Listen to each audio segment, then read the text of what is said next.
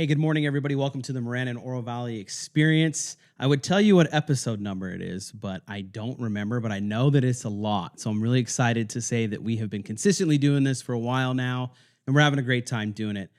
I'm also excited to announce there's going to be some other shows. They're going to be joining the network starting at the end of August and early September. I think you guys will be really pumped about who's coming and what's going to be going on. The programming is going to be just really awesome for the region. And I think that the listenership is going to continue to grow as it has. And thank you all so much for listening and viewing and sharing all of our stuff on social media. Please continue to do that. We really, really appreciate it. I am grateful for this morning. I'm grateful for a lot of mornings, but this morning is great because I love going to this place. I eat at this place often. My kids love it. The customer service is excellent. Excelente. I've never had a bad experience. Even if there's a little bit of a slowdown in the line, they make up for it. They give those cool little cards to get you like a little ice cream or something, which is always great. And I'm grateful to have Brian White here with us this morning. How are you, Brian? Doing well. Thanks for having me. Welcome back. Yeah. How long ago was it that we were together? I think it was last summer, so about a year ago. Yeah, about a year ago. I'm doing pretty good on like the mind memory of how many reps did we get here? How many? Maybe we'll do a 6-month one. See how many I can get out of you, Brian. Yeah, that sounds good. So, I wanted to start off by talking about summer. Summer is it's an interesting time of year here in this region. Business wise, the landscape changes. A lot of folks go out of town because they're going back to where it's cool. The snowbirds that are there, people are on vacations. Spending time in the mountains where it's cool with their family. And, I just wanted to just hear your story of your awesome summer during this little stint we had here. What'd you do? Yeah. So we were talking off air beforehand, and I was showing you some photos last week. Mm-hmm. We had a wedding. So our baby girl got married, which is, so we have 2 daughters, and our youngest got married this year, and so pretty exciting. Congratulations. She was a missionary, as was her fiance, so kind of a crazy story. They got engaged and then both basically went out separate places. He was in the Philippines and she was kind of focused more around the U.S. on colleges and high school ministry, and so they really didn't see each other until about a month into the wedding. So it was fun for them to be able to get back together, and they got married in Hilton Head, South Carolina, so it was fun to go there, be on the beach. And even cooler, they're actually living here now. So we didn't think they would be here. Just with them being missionaries, we thought they would be out and about. But our daughter ended up getting a job at our church as a youth girls coordinator. So they are here, and which is awesome. It's really good to hear, because I usually hear the opposite of that going down. Like a lot of people, their kids are graduating college and they're moving to a different state for a different job opportunity or whatever it may be. So it's really cool hearing that wholesome story that you get to take part in. That's really awesome. Yeah, and then our other daughter, she was a missionary for 3+ years over in Norway. And so she has been to about 21 plus countries, and decided to come home for a season. She knew she was going to be home for the wedding, and then kind of came a little bit early and decided to kind of take a season back in the U.S. And so she's in San Diego. Okay. So it's kind of nice having both of our girls kind of back closer to home. We didn't anticipate that, so that's been really fun. So we went from like empty nester season to then kind of having everyone back leading into the wedding, which was fun. Yeah. And then we're back into our empty nester season. Oh, wow. Yeah. It goes by quick. It goes by really quick. Yeah. Everything goes by quick, but the summer feels just really fast. I was telling you off air, we went to Legoland. And then we went up to Williams to hang out and got an Airbnb up there just to cool off, and it rained a lot while we were up there, which was great. But Arizona's up there. You ever been to Arizona? I've not. I was going to ask what you guys did up there. Yeah. Just hanging out at Williams can get pretty boring pretty quick. But we went to Arizona, and it's just this awesome facility, amusement park thing where they got different animals. They've got a really good restaurant that's there. It's just a really well put together thing. They do little shows. They have a little petting zoo area where you can hang out. And they have this really awesome drive-through experience that you can do. So you get everybody in your car and you're driving through, and there's bears right by your car. There's wolves. There's buffalo just right outside your car. They say, hey, keep your window open. Don't be doing stuff like that. But they're just right there. I remember we had a wolf that was walking right in front of us. Is really cool. So that's awesome. Yeah, I've heard good things about it. I'll have to go check it out. Yeah, if you're looking for an in-state thing to do, little under a 4-hour drive up north.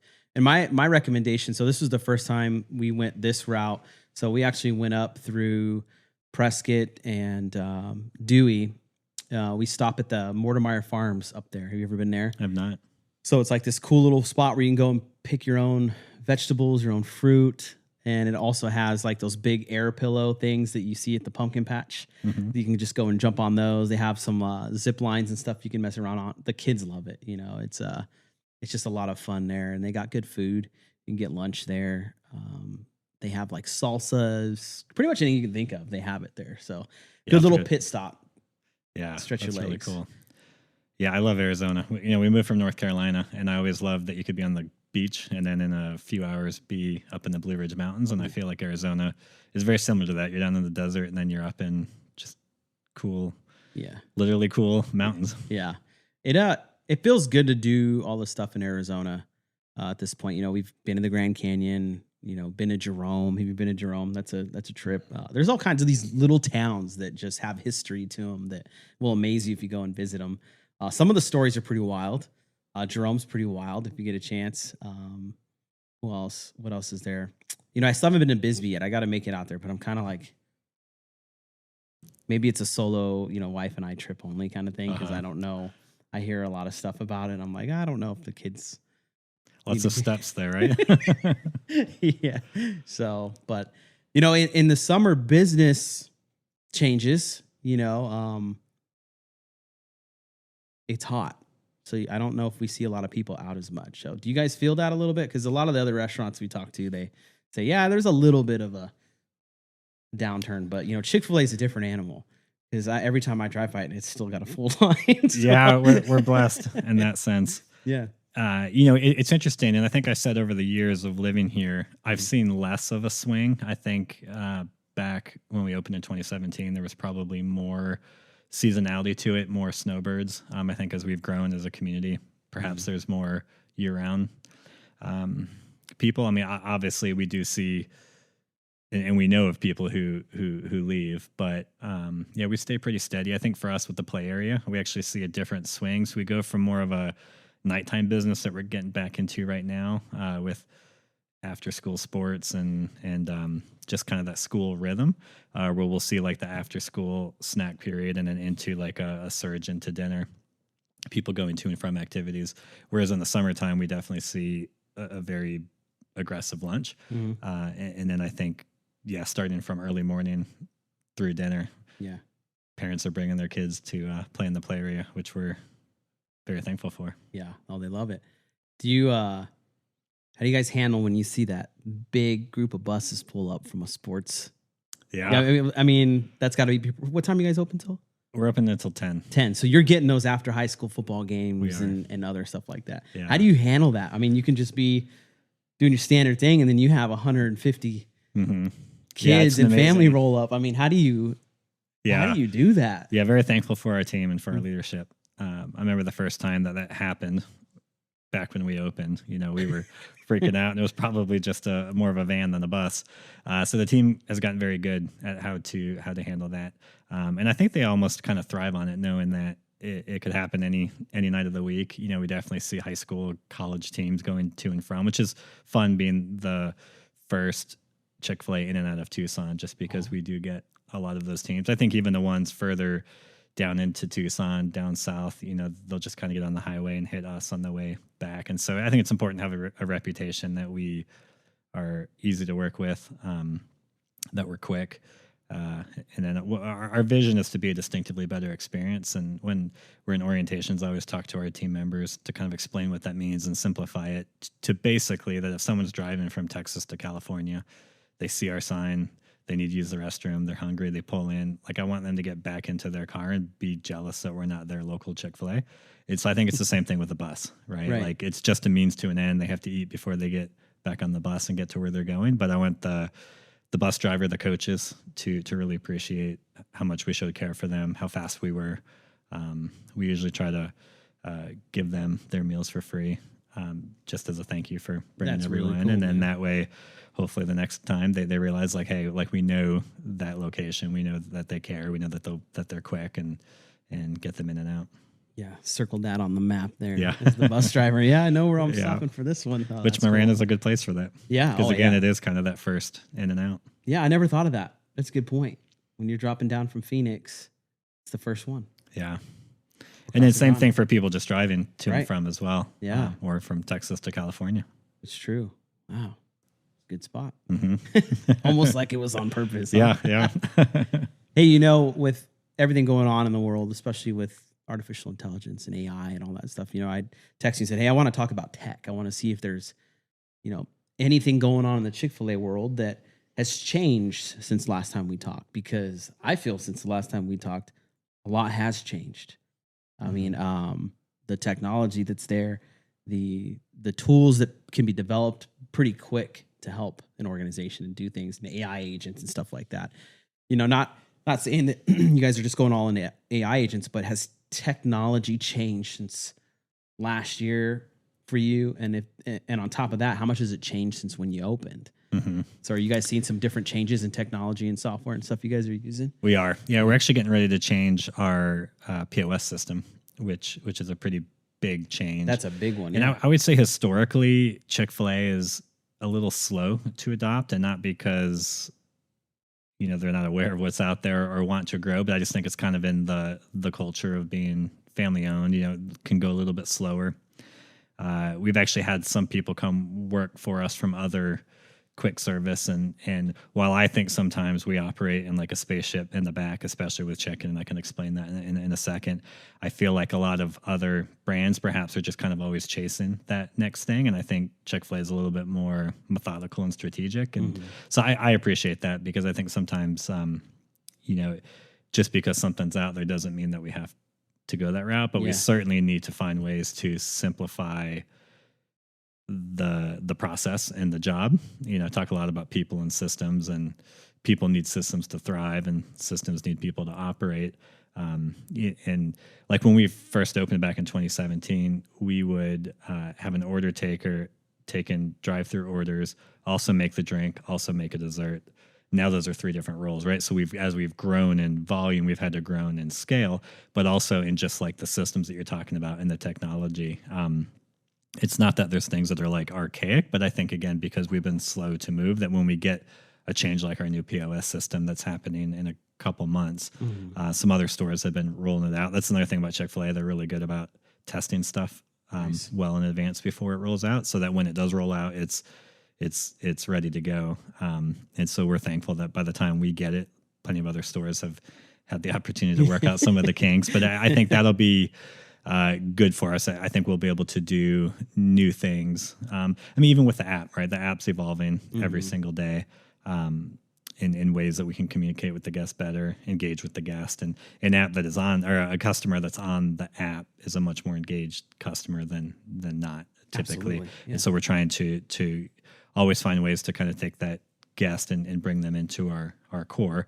Because if that means they're probably coming more frequently, which means they're also going to be the ones who might bring their kids to play in the play area, might come to one of our family events and those kind of things. But as far as like the actual system in our kitchen, when I talk about it's kind of a spaceship. Yeah, what does that mean? You know, so we take basically, you know, chicken comes in from our distribution center, you know, into people's bellies, and I think a lot of our team members even just probably think it just kind of shows up, right? And there's a lot of systems that have to happen to forecast and to make sure that we're operating efficiently and being good stewards.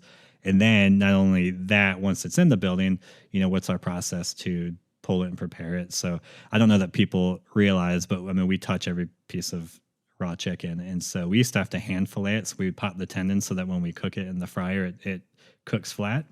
Now Chick-fil-A has developed a roller.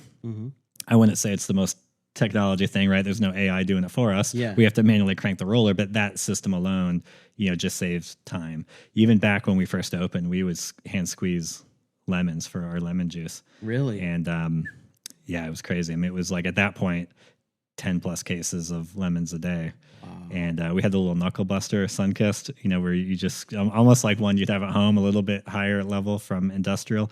Some Chick-fil-A's were kind of going to the more like industrial juicer just because of volume at the time. But Mm-hmm. Chick-fil-A looked at that and said, hey, like, it's not scalable, right? We have to find a way. So they literally, like, the Cathy family went and built, because they went to Sunkist and said, hey, can you squeeze for us? And they just said, we don't have the capability to do that currently. And so Chick-fil-A built our own juicing facility to basically squeeze the lemons, and we get the actual lemon juice from them, which then saves time and resources in the restaurant. And so, yeah, I think we're always looking at, like, how do we evolve? But the number one thing that we do is chicken, right? And so if we have to, pop that tendon, make sure it cooks flat. From there, it's basically, okay, like, how much chicken are we pulling at any given time? Because we don't want to overproduce. Quality is a big issue. Obviously, food safety is the overarching issue. Speed is another issue. Back in the day, it was very easy. It was different volumes, different perhaps even like standards, and you just kind of cook chicken until it's sold. And I think some of our competitors might still be like that, but we have spent a lot of time as a brand trying to find, like, okay, what's the sweet spot of hold times, and how do we cook? Like, essentially, we have like we're cooking more often to get the results that we want. Mm-hmm. But there's also a tipping point where if we're just overwork, we're not necessarily yielding like the returns. So we have this pretty cool system when I say spaceship, where it basically tells us our forecast for the last 15 minutes, for the last hour, for today versus yesterday, this week, this month. Because otherwise, it used to just be the breader on the breading station going 1,000 miles an hour, maybe hearing like, hey, a bus just pulled up, and so, okay, does that mean I drop a full batch, or do I drop 12? Like, what do I do? And so this system, which is basically on an iPad, it's tracking all that information, and it's giving intelligence, right? It's not saying do this. And I think when we look at AI, that's a lot of, I think, what it is making humans better through a different perspective, a different lens, a different way to think. And so that to me is probably one of the most effective tools that we have, because again, you used to take a team member that would just kind of like put the finger up in the wind and be like, okay, I think I've got this. Some more cars coming. And if they get it wrong, now we're sending a bunch of chicken that we have to waste, right? Yeah. If they don't, or they get it wrong on the other spectrum, where we have to, where we're running out, and then the guests are having to wait. And so it's this balance, and it's hard enough already with all the different proteins that we have. Strips are a big one. Strips are all over the place. And so it's not, the data that we have is still probably the least efficient. And so, and strips are also something like, let's say you like strips. We coming together, you order strips. I'm like, yeah, that sounds good. And we got one or two other people. So all of a sudden we go from like low sales to high. It's just very volatile throughout the day. So that's the one that sometimes people will get pulled around or have to hold on a little bit. But again, we'll never want to sacrifice the quality for the hold. But having that data, again, takes a lot of the guesswork out. And then another thing that we're working on, it's kind of in a pilot phase right now. And so we're one of about 20 restaurants around the country that are testing it. It's more of a coaching tool, like a development tool. So imagine like our leaders could have a personal development coach. Like I do hire someone for my top leaders, and she meets with them once a month to kind of work through leadership development and those kind of things. But this is more of a tool, like in the moment. Let's just say like, hey, we're struggling with our retention. Like, any ideas? And again, it's not just going to spit out ideas. It's going to take you through a series of questions that kind of help you get to the solution in a more meaningful, strategic way. So that's something that is coming as well. Well, we're testing it, so I don't know if it's if the brand's going to decide to go with it. But I see that's where it's going within our brand. Obviously, there's technology out there right now that can drop fries, so we could totally remove that team member from the fries, and it's just a machine that drops fries. And there's other brands that are doing that. Not to say we'll never get there, but I think, again, like with Chick-fil-A being a little bit slower, a little bit more methodical, like I think we'll bet on people as long as we can. It's obviously, scalability and those kind of things. But yeah, I don't see Chick-fil-A as a brand rushing to be the first like fully automated kitchen like some other brands are. But I think I think we're very strategic in looking, okay, like what are the solutions? What are the best kind of maybe first, second, third steps, and doing it like that. How many people do you have in the kitchen? Or let's just say overall front end in the kitchen on a given day? Yeah, so we have about 115 total team members. And then depending on the day of the week and the time of day, it could be upwards to, 30 plus people on the clock divided through front of house, back of house. And I think that surprises a lot of people. I think given the volume, like you said, when there's cars backing up into the Target parking lot, like we have to get that line moving, which means that we have to have really defined systems to be able to keep up with the demand and stay ahead of the demand. We often talk about it's like riding the wave. If you wait till the wave is on you, you're not going to catch it, and it's already too late. And so, again, taking the tools that we have, the resources that we have, and then I think just the knowledge as well. Like I think our team is really good at understanding what it takes and the rhythms and all of those kind of things, but having the data all around us and being able to look up and just kind of reference, okay, like is what we're doing what the data's saying, why or why not, and really use your brain at that point, as opposed to just kind of throwing the Hail Mary and like hoping it works. Whose responsibility is that to take that intelligence and then put it into play, make that decision? Is that you on a daily basis, or do you have some other folks that help? It's not me, thankfully. Yeah, if it was me, we would be in a bad situation. No, we have a really good team, and I have a few leaders. I mean, really anyone who's leading a shift needs to be managing that system or leading that system. But I think ultimately we have a few people who lead that category because a lot of it is training and trust. Like you have to trust the data, because it's really easy for someone to come in and we get into a hold or we get into a lot of waste, and then it's like, see, like the system isn't correct, and the system's not correct, right? Like the amount of time that it's actually correct is, I think, surprisingly low, but it's a tool, right? And it's a resource. And so it's following systems as opposed to just like, hey, we're going to bet on what you feel today, and then tomorrow we're going to bet on what I feel. So I think having that system, that data is really good accountability, because again, we're not saying it is like the end all be all, but I'll also take that data that I don't believe any one of us can do in our head, especially under stressful situations, as a tool to like check and balance what we're doing. Absolutely. Well, hey, we're going to continue this technology talk when we get back here. We're going to visit some cool sponsors. Sit tight. We'll be right back.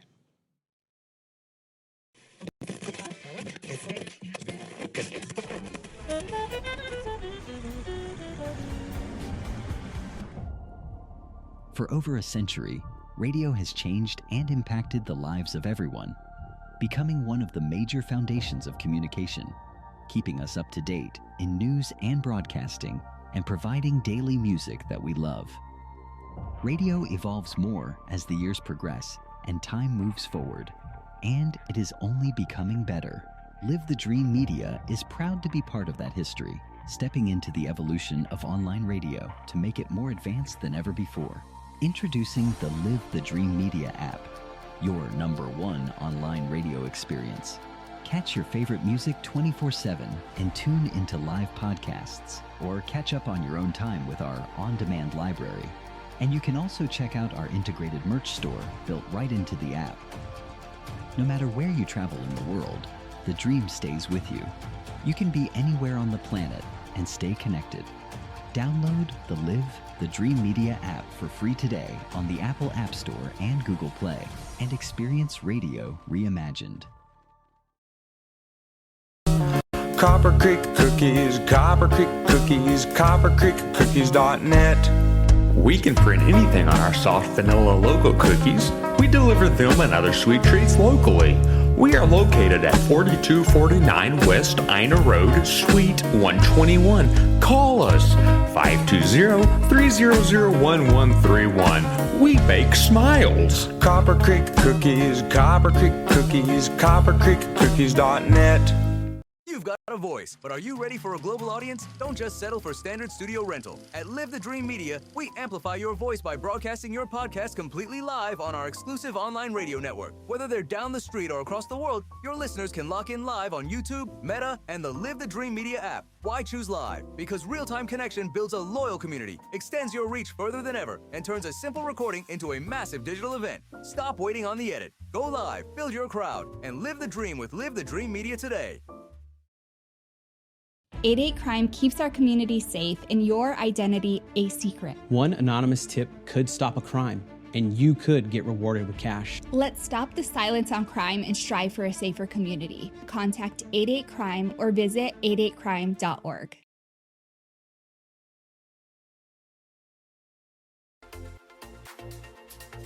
In Marana, community isn't just where we live, it's who we are. And at the heart of it all is the Marana Chamber of Commerce. We are building a thriving community through connected business leadership. We start the month bright and early with Marana Mornings, sparking real conversations and connections. We celebrate growing networks at our 4th Tuesday mixers, hosted in exciting spaces. We unite visionaries and leaders at Impact Marana, driving meaningful progress together. We look ahead with Marana Insights, hearing directly from regional voices about what's next for our town. And we serve through the passion of our board of directors and ambassadors, creating a culture of belonging through service and leadership. Because of our members, we're not just doing more, we're becoming more. Together, we're shaping the future of Marana. We are the Marana Chamber of Commerce. All right. That was a great sponsorship break. You know, I love the Marana Chamber of Commerce. I was on the phone with Amanda this morning.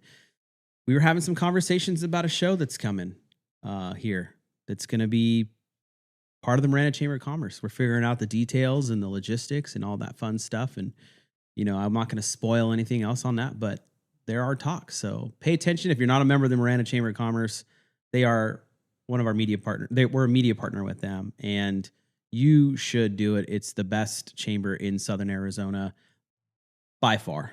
I think they have almost 900 members now. So join that group. It's awesome.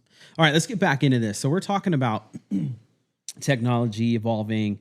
You know, you have this intelligence that's in play that's giving you guys, you know, data that you can use for how much to make and to be ready. You know, one thing that really, and this is a personal opinion here on this one, I love technology. I love everything about it. I love learning everything I can about all the new stuff. We're in it. We have a competition right now here in our company where all these youngsters are building their own AI agent or app. And so whoever builds the best one will get a bonus, but they're also going to have the opportunity to license a software agent that they make under a deployment that we're going to put out for software builds. And it's amazing. The one thing about the restaurant world that really scares me, and I don't see Chick-fil-A doing this at all, but there's just really something that is unpleasant when you go somewhere and there's just a kiosk. I agree.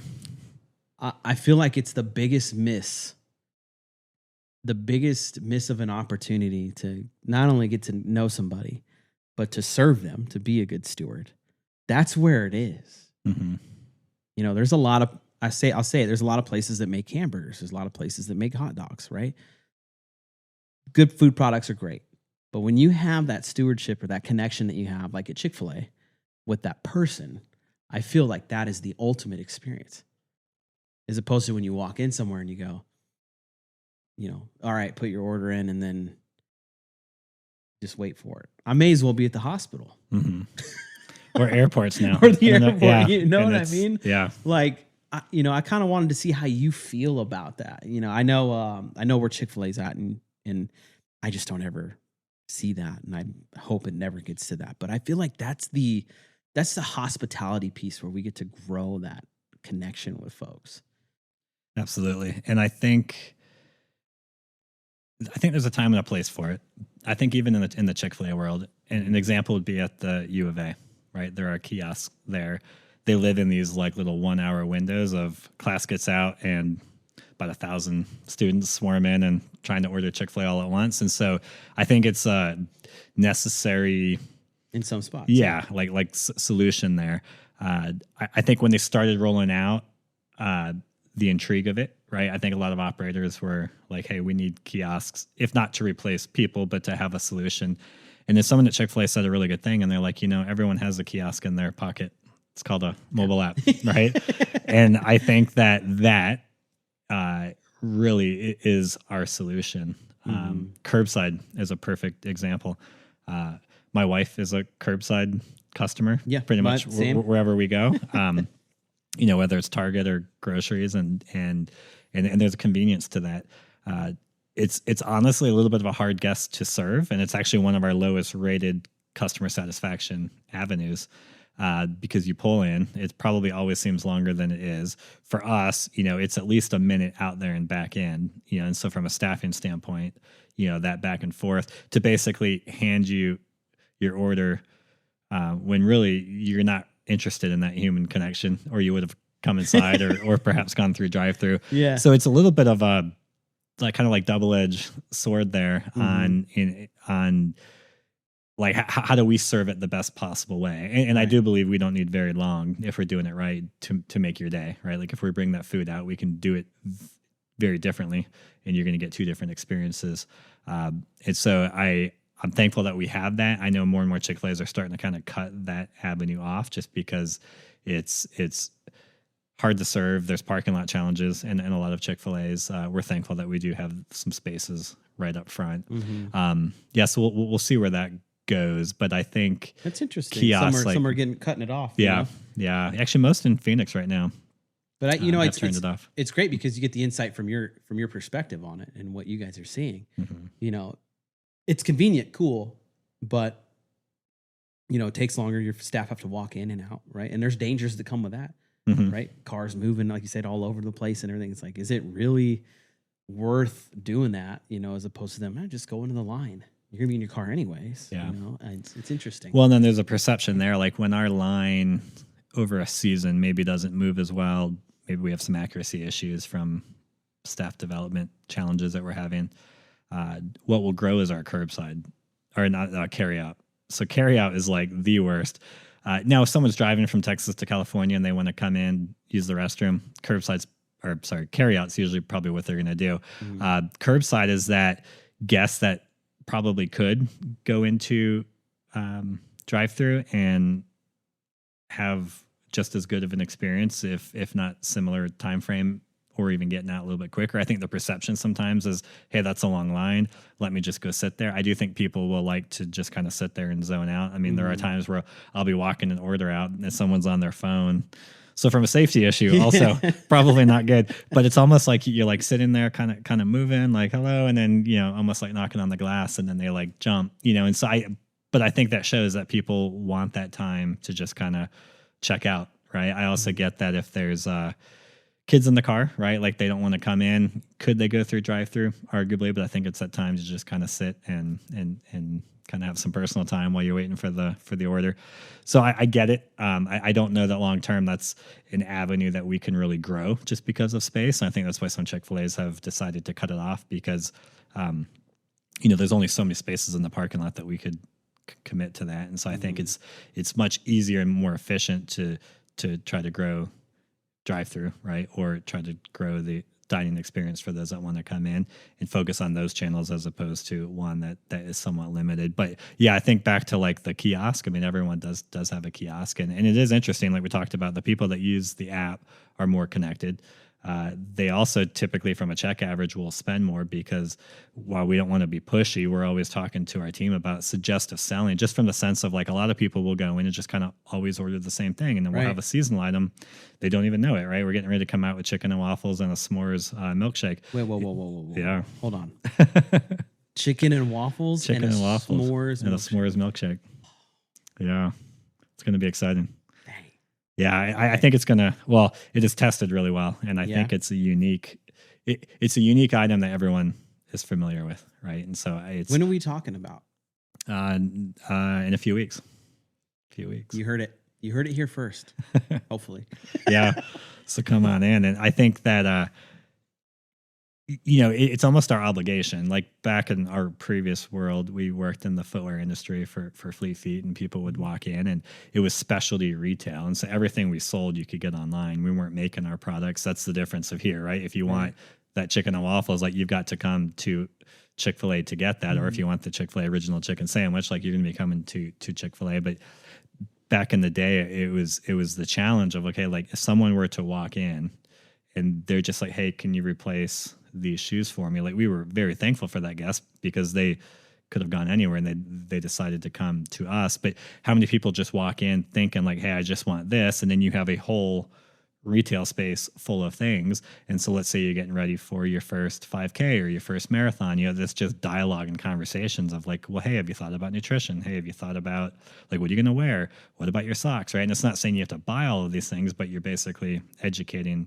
the guest on all that's there to be special. And so I think that's a lot of what we strive for as well, is like we want to showcase all that we have. And I think if you and I went on to any restaurant right now to order lunch, we would probably be flipping through and saying to ourselves like, oh, I didn't realize that they had that, right? It was just like people don't realize we have breakfast a lot of times. And so the app user, right, like the kiosk, what you call the AI or whatever it is probably the best suggestive seller, in the sense of, hey, like here's everything that you can enjoy, right? Here's everything you can experiment with. I mean, you've already decided that, hey, that's what I want for lunch. Now let's make it the best experience possible.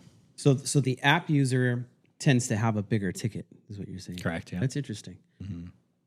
That's funny. See, I on the outside would have thought that it was the person that came in and they've got like the wife and the kids. It's like, oh yeah, you know what? I actually want this too, or I want, you know what I mean? But they're just doing it right there on the app. They're seeing it and going, oh well, I got to try this new chicken and waffle. Yeah. Now, hopefully the team member though on the other side, like hopefully we're doing that. When it's repetitive and you have however many transactions you're doing during your shift, right? It's the challenge for any team members to be on, not sound scripted, and to show care, like genuine, authentic care for the guest.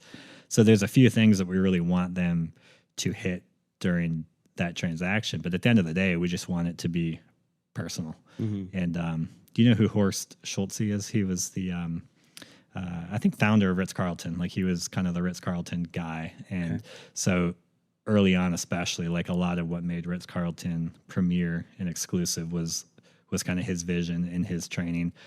He would do a lot of the training himself for a long time, and he's been really good friends with the Cathy family for a while. So he's done stuff with Chick-fil-A, and he had this video series that he did for our brand. And he was basically talking about like, hey, well, one, my pleasure actually came from Ritz-Carlton. I don't know if you know that story. Okay, yeah. So here we go. So my pleasure came from Ritz-Carlton. Yeah. So the way that the story goes, Truett was having lunch at the Ritz-Carlton, maybe with him or someone else, and it was a simple request like, hey, can I get some salt? And the server was like, it would be my pleasure to go get that salt for you. And Truett's like, that's interesting. Like I like that, the whole my pleasure. And so he dug into that, and meanwhile Horst was like, hey, that's not going to work in fast food, that's not going to work in quick service. And he was like, I think it will. So he came back and got everyone on board. Well, that was a 10-year process to get everyone on board. He would basically go to our national conferences every year and say, like, when someone says thank you, we say, and then the whole audience would have to say my pleasure. And I've just seen videos of that over the years. And so that just shows too, right? Something that like Chick-fil-A is known for.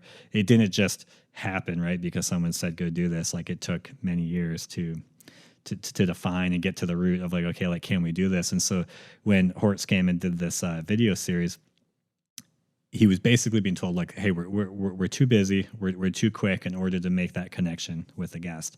And he's like, no, it can be done. So he went and worked in drive-thru. Obviously he was just at the window essentially handing food out.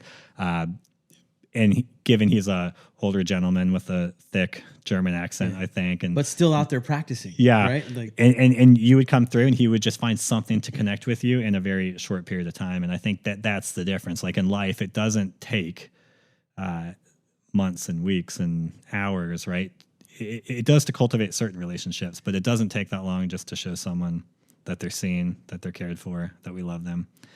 And that's the beauty of what we get to do at Chick-fil-A is it's chicken, it's a means to an end, right? But like, can we do it in a way that is memorable and in a way that essentially leads to the red couch commercials and the memes and all of those things where, it's the meme not, videos are great. You've seen them, right? Where the guy doesn't say my pleasure. He's like, no, my pleasure. Yeah. And they come and get him. Yeah. If you haven't seen that. And that's what's fun, right? Is like, it's the standard, but it's also the standard. And that is like our number one struggle bus every single day is to make sure that we're not just living up to that standard, but that we're creating new and exciting ways to engage the guest. Because unfortunately, right, if we just went and drove through every Chick-fil-A in Arizona today, we're going to get various experiences. And if you drive through my Chick-fil-A today, you're going to get various experiences. And that's just humans and life. And, and so we have to figure out, how do we simplify that? How do we strategize that? And so we're always given the best possible experience. And so even if it's not as good as we want it, it's still really good. And Truett would often say, why not our best, as a brand, as individuals? And I think that's key, right? But if you go throw a 17-year-old who just failed a math test and broke up with their girlfriend or boyfriend, it's a little bit challenging to make sure that next guest that walks in gets that experience. And so I think that's our number one focus day in and day out, is to micromanage that, but really micromanage the expectations and create accountability around that, but then just let people go be amazing. What we call our second mile service, which is really essentially just going the extra mile for someone. Always go the extra mile. Yeah. And it came from a biblical principle of a Roman soldier could ask you to carry their gear for a mile. And then Jesus said, hey, just go ahead and carry it too. Right. And so Truett took that many years ago and say, hey, I like that idea of second mile, right? How do we just go that second mile for a guest? And I think that's the difference. And again, we don't always get it right, but I think that hopefully when we don't get it right, people, one, hold us to a higher standard, right? Yeah. Which they should. But I think there's also a little bit more forgiveness of hey, hopefully they see us as a human, as hopefully we see them as a human. And going back to the airport kiosk, when there's no human there and there's a long line, I recently experienced that actually, and there were humans there, and it was a horrible experience. And we were about to miss our flight, short connection. My wife and I wanted Starbucks, so she ran ahead to the gate, which is a little bit down there. I could kind of see it. I'm like, hey, I'll be right there with our coffee. And I was waiting, and there was zero sense of care. Right. And, yeah, I'll probably still go back to that.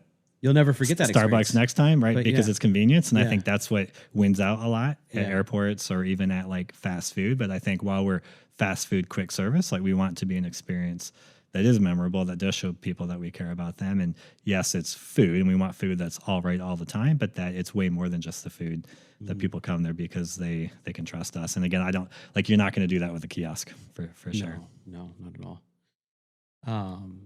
So going back to the memes, I've definitely seen the one they were talking about, the not saying my pleasure thing like that. And then I don't think, and I'm thinking back, I don't think I've ever heard somebody not say it out of all the times I've been there.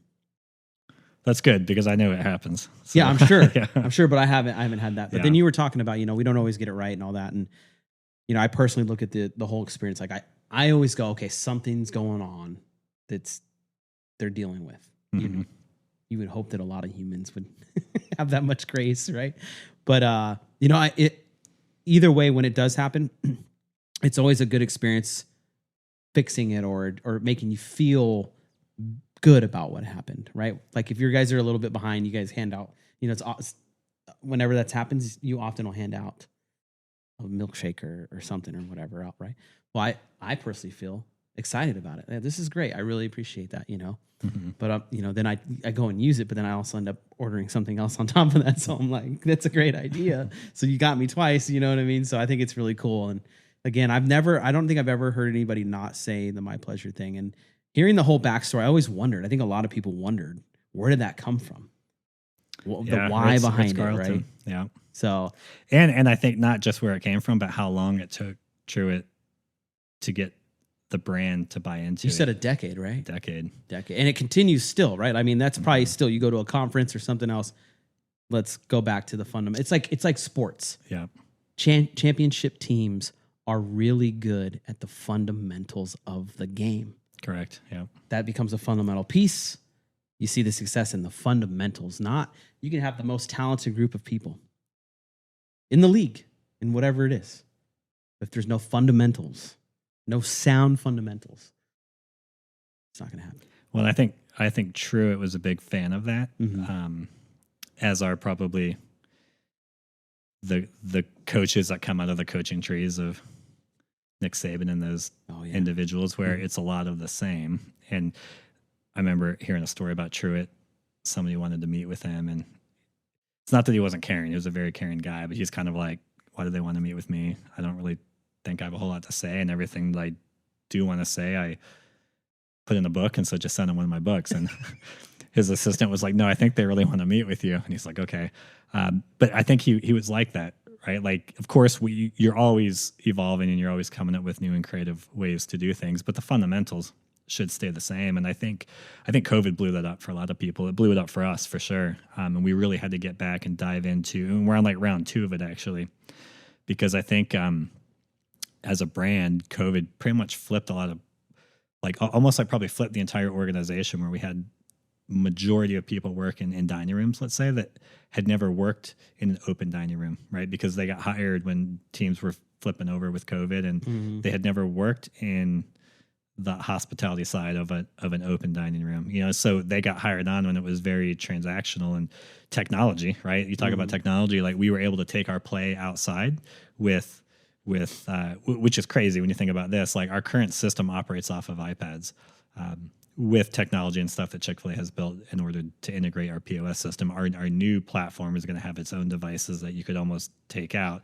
But right now, like if we want to throw a 4th or a 5th order taker, like we go buy a 4th or 5th iPad, they overheat in the sun, so a piece of equipment that's designed for your living room, that we're using and running this mega business off of. And so I think, but by having that technology, we were already outside. So we were able to just deploy the entire platform outside. So when other restaurants had to close down or only a walkout window, we were able to go service the drive-through, get really creative with the parking lot. And so I think that's the innovation, and that's that technology side of just kind of always be ready for whatever's next. And I think, but during that time, from the emotional standpoint, the emotional intelligence, or what we call second mile service, we got very stale. Generation 2 that's used to looking at their phone, head down. So simple things like looking you in the eye, smiling, speaking enthusiastically, and then saying my pleasure. Like those are probably about the 4 most scriptive things that we prescribe at Chick-fil-A. I wish we could just give everyone a shot at times and they would just become like Chick-fil-A nice or kind of have it. But really what we want to do is say, okay, like here's the foundation, right? And I think in the world, if we just went out and we looked at people in the eye and we smiled at them, how much better would our world be? Would our society be? And then we speak enthusiastically. Yeah. I mean, if you and I went to like 20 restaurants right now, how enthusiastic are those team members? And then the my pleasure thing has just kind of become our thing. But I think other people use it. We stole it as a brand. Yeah. Other people have definitely stolen it over years. And so what we don't want is other brands to basically become better at our plays than we are. And I think that's easy to happen, right? I think, even if you look at war, right? We've been at war for how long? I mean, other people have like learned our tactics. So we have to evolve and we have to grow. But I don't think that all of a sudden it's like, okay, we have to go create all these random new tactics. Like we're taking the same foundation, the baseline, and we're just trying to become different or better. And that's the cool thing too, is I think in today's age, right, whether it's 5 years ago or 5 years from now, those same principles aren't going to expire, but we're going to be speaking to a different customer, right? A different expectations. It's a good point. Even just curbside with the amount of kiosks that are out there. I remember the first time I ever did self-checkout, I was in Japan and I was like, this is crazy. Like, wow, like self-checkout, right? And then now it's just everywhere. Most places don't even have a human being checking you out, right? You have to do the self-checkout. And so I think like as humans, we're going to just kind of change with the times, which sometimes you go back a few steps, right? What's old becomes new. And I think that might 5 years from now be surprising people. But again, I think the foundations are still the same. I think as human beings, if you go to a specialty retail place, let's say, you're choosing the special side of it, right? You're choosing the emotional side of it. And I don't think that's ever going to go away. Right. I think people will always choose convenience at times, but I think at the end of the day, people want to be known, they want to be cared for. And I know at our Chick-fil-A, and I'd say probably every Chick-fil-A, there's people that come in that we might be the only ones in their life that day that's caring for them. And that sounds sad, right? But I think that's the truth. Yeah. There's a lot of folks out there like that. Yeah. And we have like countless stories of like transformational stories of people's lives where it's like, hey, like I'm seen, I'm cared for. And we're fast food, right? Which is way more than what we are. But that food is a means to an end, right? People have to eat. But if we can get them in there and showcase that, and again, that's not something that we're going to train someone on day one of like, hey, go transform someone's life. But it's amazing team members who understand the principles who just go be amazing, right? And I think that's really my job, is to let them go be the best that they can be, and not put all these, like, other than them, if someone says thank you, we say my pleasure. Everything else should be like, go find a need and serve it, right? Go find a human being. Like Truett would always say, how do you know someone needs to be cared for or needs encouragement? And the answer is they're breathing, right? Every one of us as human beings need that. And so that should be like the foundation of what we do, and whatever the avenues are, to go find like the best way to be able to show encouragement, to show care, to show love for our guests, even if it is on a curbside, right? Even if it is them engaging with maybe less of a human being. But I think with Chick-fil-A, as long as we can, like I just don't see that changing. I think that is our secret sauce, is our team, and I'm thankful for him. Yeah, because like I said, if it was a team full of me's, we'd have a problem. No, it's great that you share all that, because I think a lot of folks wonder. There's a lot of wonder in it. Like, hey, how do they get to that level? How does it become something that's so genuine? Like, even my kids, right? Aside from, there's an awesome play place. So the folks that go to curbside with their kids in the car, how do you do that? I don't know how do you not have a riot in the back seat? First off, but they say the name of the place that we drive by. Oh, there's Chick-fil-A. There's Chick-fil-A. There's a bunch of other restaurants we pass by that we have visited, but they point out that one and they say the name. And I think it's a whole combination of, yes, there's a play place in it. Yes, the food is delicious, but they see I guess you would say they see the charisma inside. Like, even when you're inside of a Chick-fil-A, for me, you feel a good feeling in there. Some people, younger folks, would say a vibe, but there's a great feeling in it. And hearing everything that's gone into the fundamentals and the training and the hospitality and how you want people to feel and serving them, it all makes sense. Yeah, and I think when we've had a weaker team, we attract weaker candidates. And so I also think part of it, and we're a byproduct, right? Out west, Chick-fil-A started in Atlanta, kind of grew in the South, made its way west. So by the time it came here, right, even if people haven't experienced it or heard of it, we're standing on the shoulders of many people that have led this brand before us, when it was just in malls, let's say. But it was no different then, right? It was doing something unique at the time, and then growing and doing something unique in that next season and then the next season. And so I think we are also the byproduct of, again, good people recruiting better people. That if you walk into our restaurant and it's chaos, hopefully it's organized chaos, but it's still chaos. And you're looking at team members smiling and having fun and hustling, you're like, hey, like those are my people. Like, I would love to be a part of this. And so that is the beauty of it too, is I think it does weed out the people who are just like, I don't know if I want to be that nice, right? Or if I want to have to like try that hard. We call those folks cancers. Yeah. Yeah. And so I think that's it. It's just protecting the culture. Culture. I was just talking about that last week. It's everything, it's paramount. Right? Yeah. I mean, every place has a culture. It's just, is it the one that you want it to be? And that is really, really the day-to-day stress of making sure that it is. And with the culture, there is some contention in a good culture, right? You've got to learn and understand how that culture is. Because you can't expect everybody to come in and just be like bought into the whole idea. They might be bought in, but you got to get them to that next level of the culture, which is continuous conversations, continuous training, continuous leading by example. Yeah. Right? I think that's one that a lot of people I see forget about, is like, if you're going to be that role of leadership in an organization, you got to lead by showing them, hey, follow me. This is how it's supposed to be. You can't just go in and preach, hey, we're going to do this and I need you to do that. Like, you got to show that on a daily basis. And that's hard, Brian. Well, and I think that's also the secret sauce of the brand. When Truett designed it, he never wanted a franchise because he was a man of very high standards.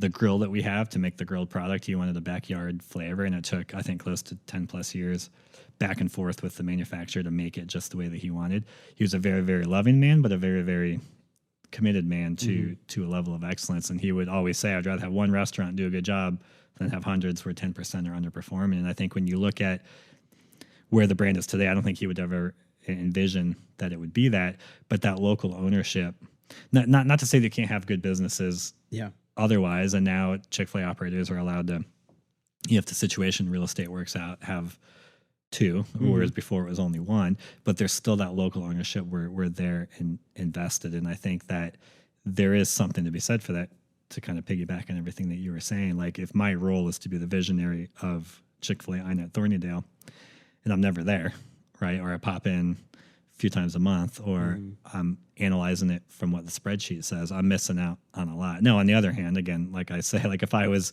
back there breading the chicken, like we would be holding on food, and it would not be, there's an art and a science and speed to that, which is why I'm so thankful for the team. They do it every day. They're masters of their craft.